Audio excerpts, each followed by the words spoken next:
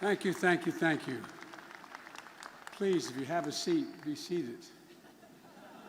If you don't, come up on stage. Thank you very much. It's a great honor to be here. Mr. President, they tell me you're over there somewhere. There you are. Thank you, Mr. President. Be not afraid.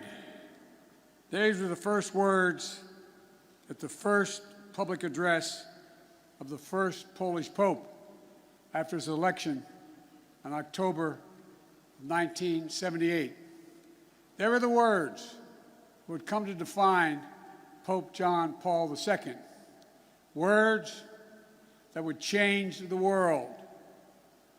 John Paul brought the message here to Warsaw in his first trip back home as Pope in June of 1979. It was a message about the power of faith, the power of resilience, the power of the people.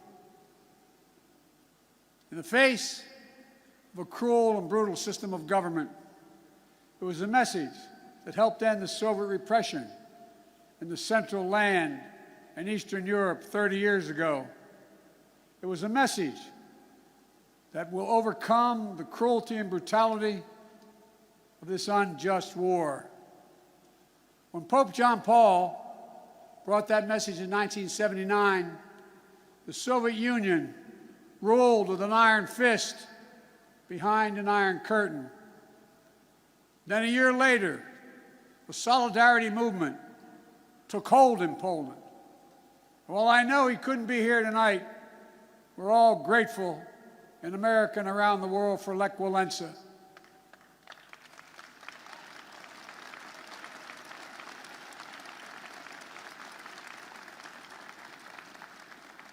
Reminds me of that phrase of philosopher Kierkegaard: faith sees best in the dark.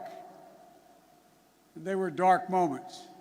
10 years later, the Soviet Union collapsed, and Poland and Central and Eastern Europe would soon be free. Nothing about that battle for freedom was simple or easy. It was a long, painful slog, fought over not days and months, but years and decades.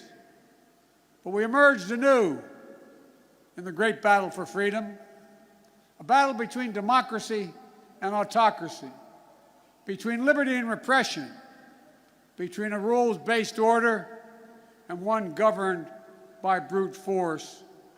In this battle, we need to be clear-eyed.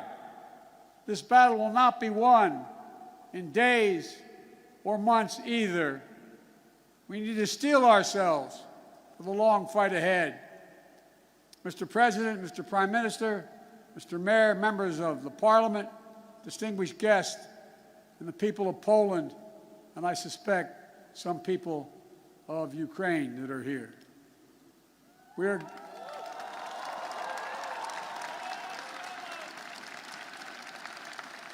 are gathered here at the Royal Castle in this city that holds a sacred place in the history of not only of Europe,